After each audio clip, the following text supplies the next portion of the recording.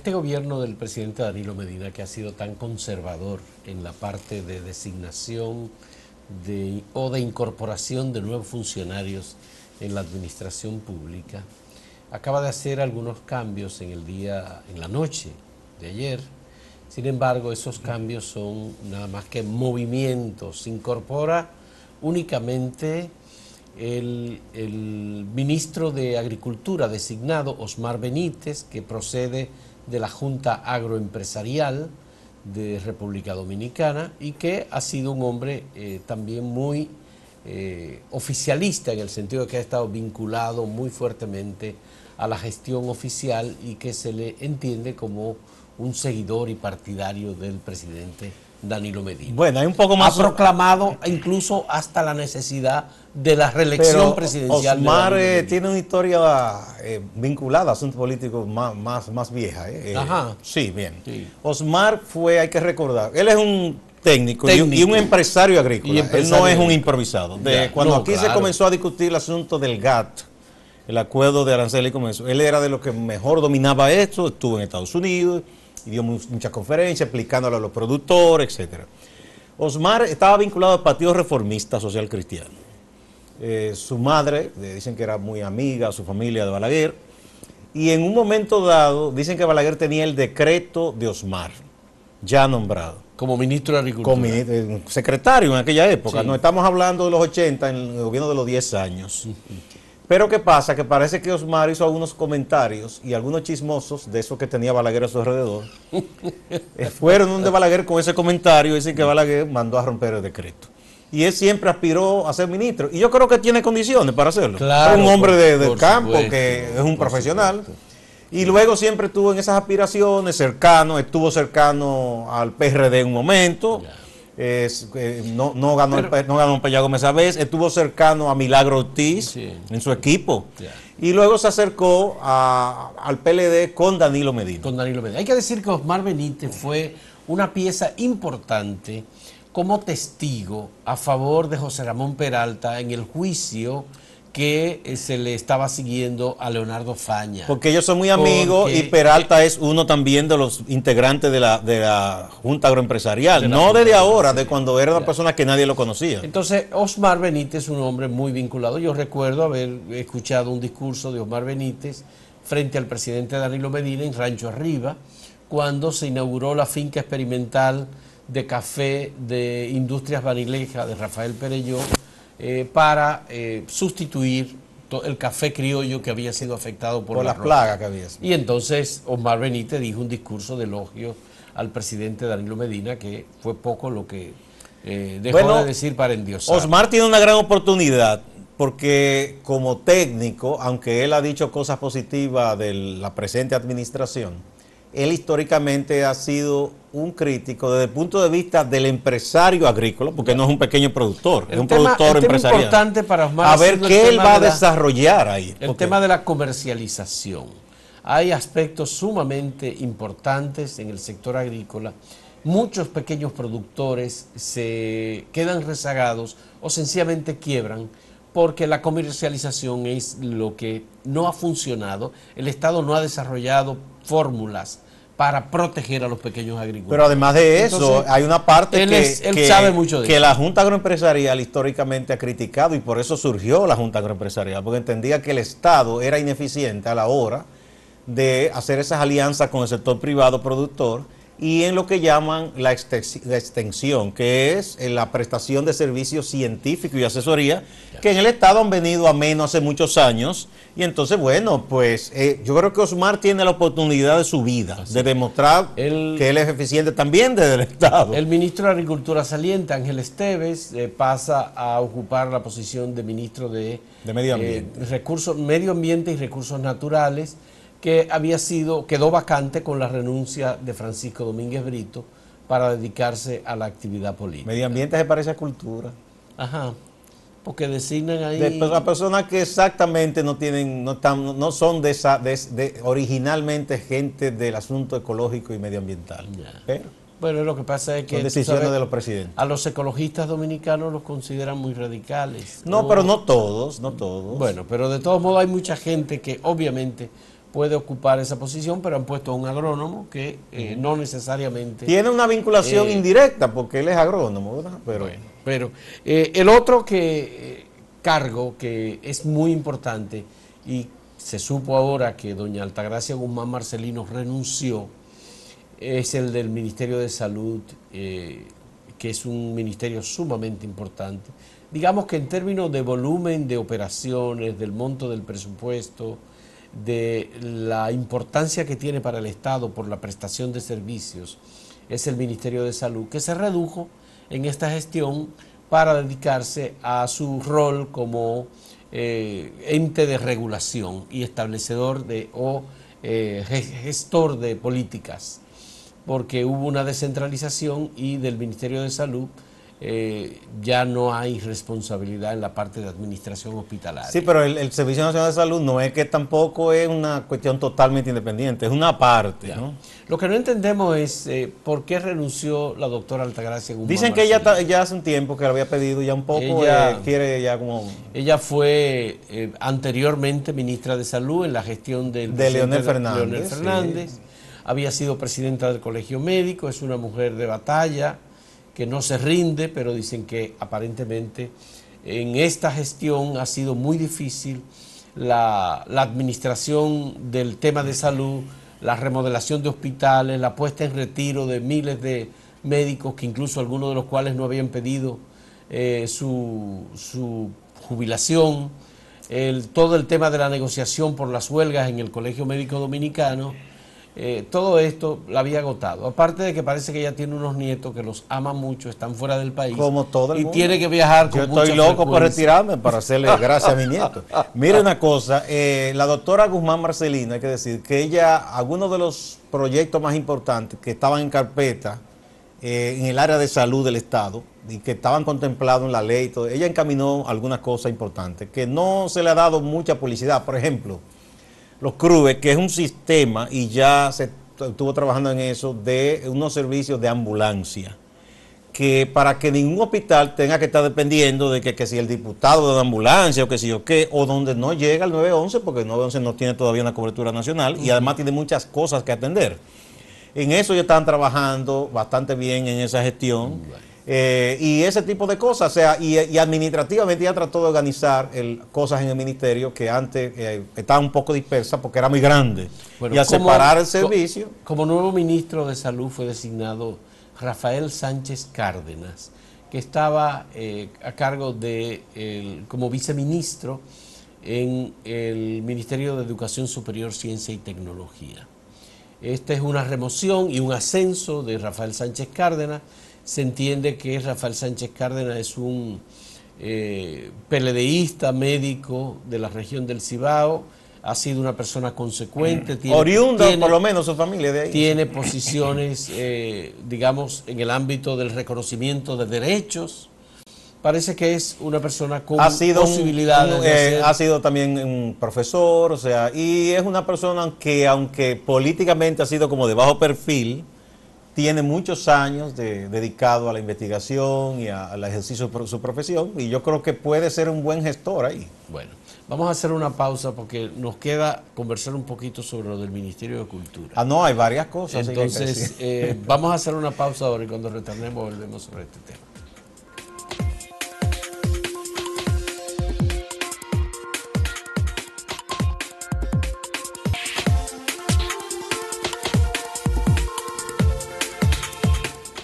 Bueno, uno de los cambios que había rumores de que se iba a producir era en el Ministerio de Cultura.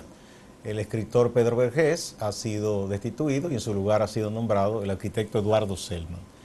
Ese ministerio, yo digo como que no tiene mucha suerte, porque han sido nombrados desde que se constituyó. Bueno, ahí que uno diga ministro de Cultura como un hombre de la cultura, bueno, Tony Raful, poeta, escritor. Y en un momento dado, cuando era el consejo, estuvo Víctor, que además de cantautor, que mucha gente quizás lo ve así, pero Víctor es un gestor cultural que ha hecho cursos, se ha preparado en asuntos de administración de asuntos culturales. Pero luego han estado personas un tanto, si no ajenas a la cultura, incluso que no son de los partidos que gobiernan, yo no sé por qué. En el caso del PLD, bueno, José Rafael Lantigua, amigo de Leonel Fernández. Pero es un intelectual y es una persona que hizo una gestión relevante. José Rafael Lantigua yo creo que es el hombre que gestó la Feria del Libro, la Feria Internacional del Libro. Le pusieron el apellido internacional, porque esa feria es viejísima. Como un gran acontecimiento. Y el otro es, bueno, que es cantante. Bueno, ha habido cantantes como José Antonio Rodríguez, poetas como Tony Raful, escritores como José Rafael Lantigua, cantantes como Víctor Víctor, que fue, digamos, pero fue en el Consejo de Cultura. Sí. Y ahora, bueno, pues tenemos un arquitecto. Pero hay un asunto, el sector cultural, y yo tengo muchos amigos ahí, es el sector más chismoso que hay. Ahí llega una gente a ese sector. No, es de verdad. No. Llega uno y todos los otros dicen que ese no sirve y comienzan una tirantez, una cosa. Uno de los que estuvo en el consejo fue Manuel Jiménez, también el cantautor. Sí. En una etapa estuvo en el consejo y los otros iban diciendo que no, que... Ahora...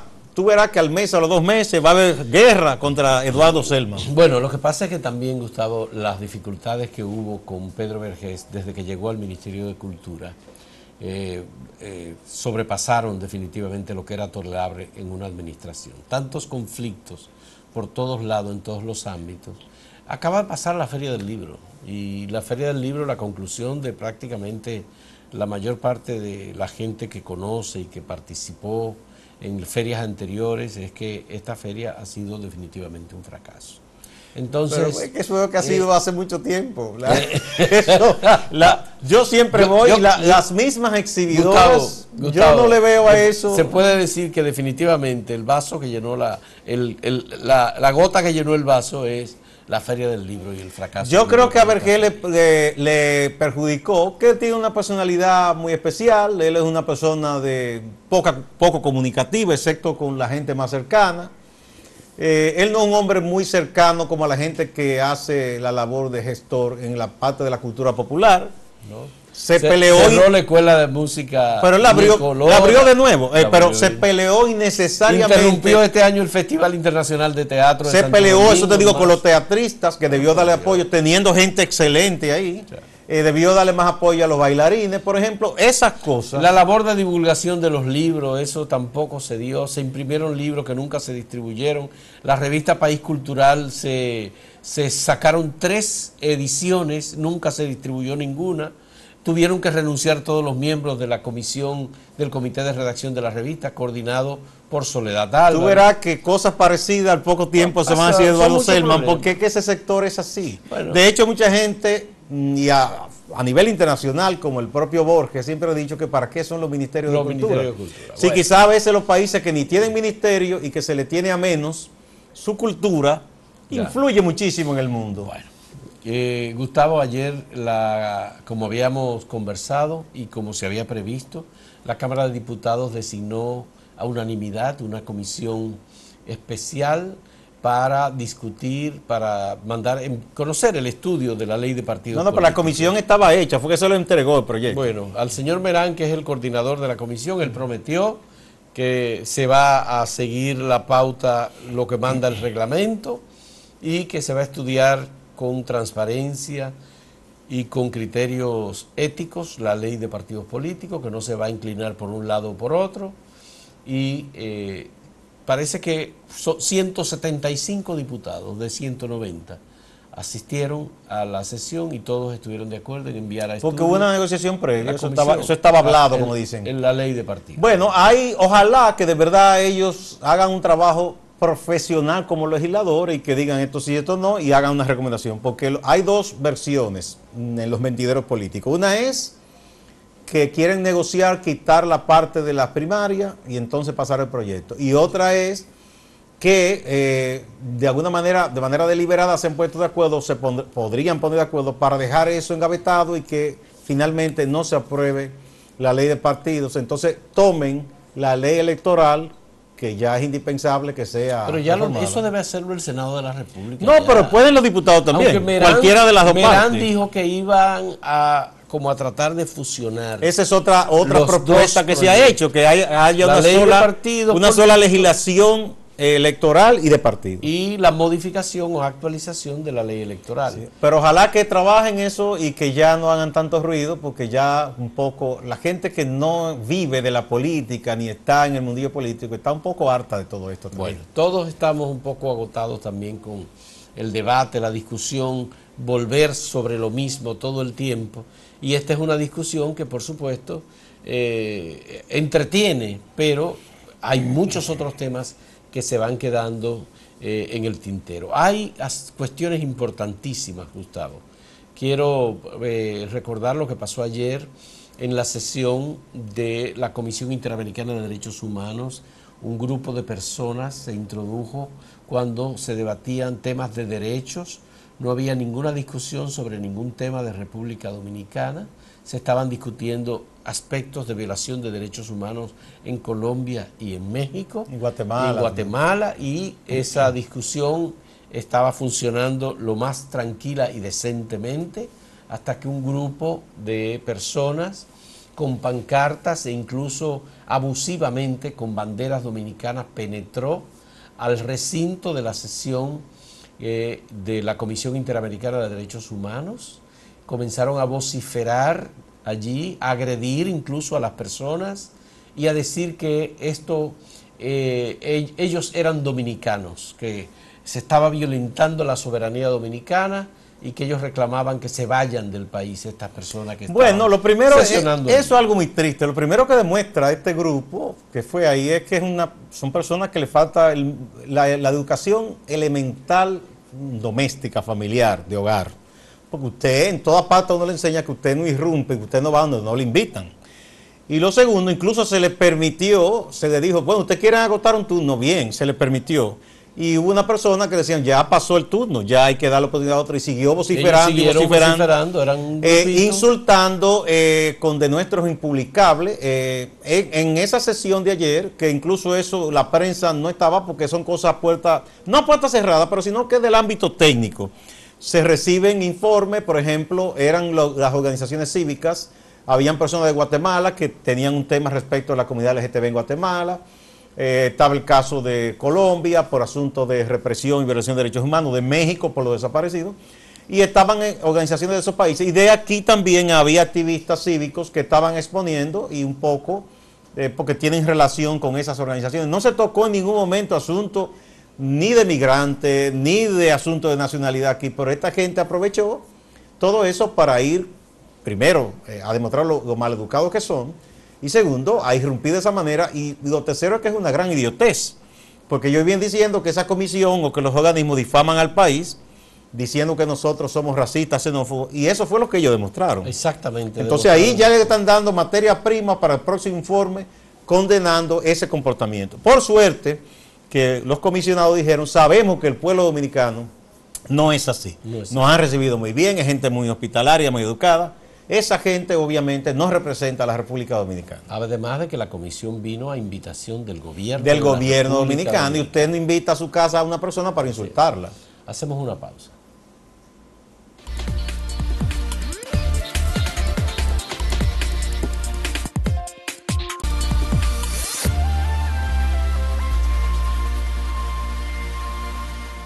Hoy se cumplen 20 años del fallecimiento de José Francisco Peña Gómez, el líder popular más importante que ha tenido República Dominicana en la historia contemporánea. Hay que, obviamente, tomar en cuenta que Peña Gómez es un hombre de la procedencia más humilde de la sociedad dominicana. Nació en Mao, Valverde, en la Loma del Flaco. En una loma que le dicen la Loma del Flaco, y se convirtió en un militante político, profesor, locutor, pero llegó a la Secretaría General del Partido Revolucionario Dominicano, que había sido fundado en el año 1939 en La Habana, y unos 20 años después ya Peña Gómez era el secretario general de ese partido. Y fue una persona con una visión sobre el desarrollo del país, que luego se enfrentó a la visión de su maestro y profesor, el doctor Juan Bosch, y tuvieron pues diferencias muy, muy fuerte, sobre todo a partir de los años 70. Pero más que todo fue una diferencia política que tuvieron. Al retorno de Juan Bosch del exilio, sí, que el profesor Juan Bosch acusó a José Francisco Peña Gómez de haberse aliado mucho más de lo que permitido, según Juan Bosch, con el movimiento popular dominicano. Con la izquierda, porque él era muy amigo de Maximiliano Gómez, del Moreno, eran muy amigos, y de otros dirigentes. Y además de eso también porque Juan Bosch ahí dio un giro y comenzó a utilizar, decía él, el marxismo como método de análisis, y con la teoría aquella de la tesis de la dictadura con respaldo popular, que Peña Gómez nunca estuvo de acuerdo. Yeah. Entonces se crearon unos círculos de estudio y todo el mundo tiene que aprenderse esos folletos escritos por don Juan, y prácticamente ahí no se podría disentir. Entonces, con justa razón, Peña Gómez y otros dijeron, no, espérate, tenemos cabeza propia también. Entonces se produjo la división del Partido Revolucionario Dominicano. Peña Gómez era el partidario de ir a los procesos electorales. Juan Bosch decía que los procesos electorales eran mataderos, que no había forma para sacar a Balaguer del poder, sino por la vía de la liberación nacional. Por eso el Partido de la Liberación Dominicana, cuando se funda, asume la tesis de la liberación nacional. Era una tesis que no tomaba en cuenta los procesos electorales, sino los movimientos independentistas de algunos de los países de América Latina, tomando en cuenta a Cuba, pero además tomando en cuenta algunos de los países asiáticos que habían pasado por movimientos de liberación. Hay que decir de José Francisco Peña Gómez que la gente, oye decir, un gran orador, un gran líder popular, pero Peña Gómez fue un hombre que tuvo una recia preparación intelectual y académica. Sabía muy bien hablar el inglés, el francés, el italiano, alemán. Incluso Milagro te dice que ya estaba muy avanzado en un momento en el estudio del chino, del mandarín. Y él fue una persona que estudió profundamente la historia dominicana y la historia también universal de las Américas. Dominaba muy bien. Hay uno de sus famosos discursos muy bien escritos donde habla del populismo en sus diferentes vertientes. Un gran análisis en uno de esos discursos. Eso está en las colecciones de sus discursos que están en libros.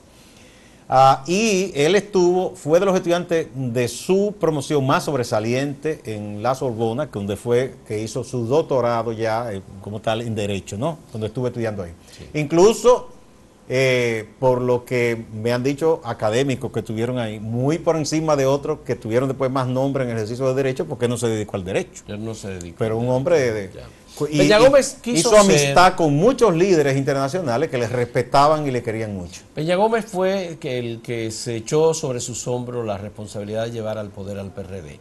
Lo hizo en 1978 con Antonio Guzmán como candidato presidencial, pero fue sobre todo las campañas más infames y más asquerosas que se han hecho en este país se hicieron contra José Francisco Peña Gómez.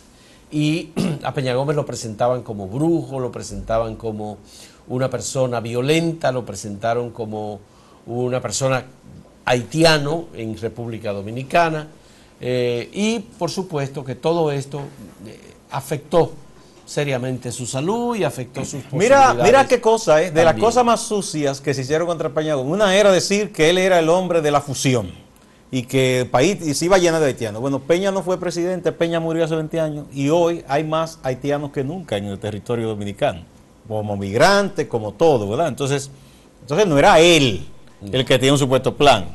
Lo otro fue que se le quiso embarrar diciendo que alguien cercano a él se había vinculado con el narcotráfico y se inventan toda una historia. Luego después ha habido muchos líderes y presidentes que han recibido en palacio a narcotraficantes, se han fotografiado con ellos en hoteles, en los sitios turísticos y en otras partes, que yo no los culpo porque nadie es adivino, pero fue muy sucio y rastrero la forma en que se usó ese expediente contra él, ¿verdad? Y además era un hombre de convicciones democráticas más profundas que la mayoría y más que los otros dos grandes líderes que Peña pesaron. Ha sido una de las personas que mayor contribución ha hecho al proceso democrático de República Dominicana. Porque hay que recordar que pese a lo que ocurrió con la crisis política de 94, cuando él se negoció, o sea, él y otros, él exigió en la conversación con Balaguer que hicieran esas reformas que se le hizo a la Constitución, creando Consejo de la Magistratura, una serie de cosas. El derecho de los dominicanos a votar en el exterior. Sí, no, y a reconocerle la doble nacionalidad a los dominicanos que por circunstancias migraban y asumían otra nacionalidad, o sus hijos, que bien podrían también considerarse dominicanos. Y cuando Bosch tuvo la oportunidad de volver a ser presidente de la República en el año 1990, Peña Gómez le ofreció su apoyo al profesor Juan Bosch, apoyo que Bosch rechazó. Bueno, dicen que lo que hubo fue, Juan Bosch le dijo que tenía que ser totalmente incondicional, dijo, de mi parte, de mil amores, pero yo tengo un partido, entonces yo no puedo pasarle por encima a todo el mundo. Y que hubo gente ahí que dijeron, no, él no va a aportar más de 30,000 votos. Tremendo error. Sacó el 23% de los votos. Con el partido dividido y todo. Exactamente, en el Partido Revolucionario Dominicano. En el 94, Peña Gómez fue el candidato a vencer y obviamente Balaguer hizo un fraude electoral y a partir de ahí todo fue una negociación, una discusión en la que también participó el PLD, y es el PLD el que cambia el acuerdo de un 40% para ganar la modificación constitucional, para ganar las elecciones, y lo llevaron a un 50%. Claro, lo hizo el PLD sabichosamente, pero el PRD fue tan torpe y tan... ingenuo, hay que decirlo. Yo no digo ingenuo, yo digo que hasta con maldad. Peña, yo me doy cuenta ahora no iba a llegar a la presidencia porque quienes supuestamente eran gente del PRD y gente que eran leales a él, después se han destapado como los más racistas. Sí, los más racistas. Entonces yo me doy cuenta que hubo una conspiración constante contra él. Contra Peña Gómez. Históricamente. De manera, Peña Gómez murió el 10 de mayo de 1998, alcanzó la alcaldía del Distrito Nacional, hizo su gestión. La gestión fue muy fructífera para la capital fue... desarrolló proyectos importantes, arborizó mucho las ciudades de Santo Domingo y captó igualmente mucho apoyo internacional de los amigos de Peña Gómez para la ciudad de Santo Domingo. Cuando Peña fue vicepresidente internacional de la Internacional Socialista, fue quizá la época de mayor brillo de ese foro de partido. Ahí estaban líderes como Mitterrand, de esa altura así. Ya no ha sido lo mismo. Una amiga de él, japonesa, Akio Kako, también que lo mencionaba mucho. Sí. O sea, fueron grandes líderes. Así es. Señores, muchas gracias por la compañía. Hasta mañana.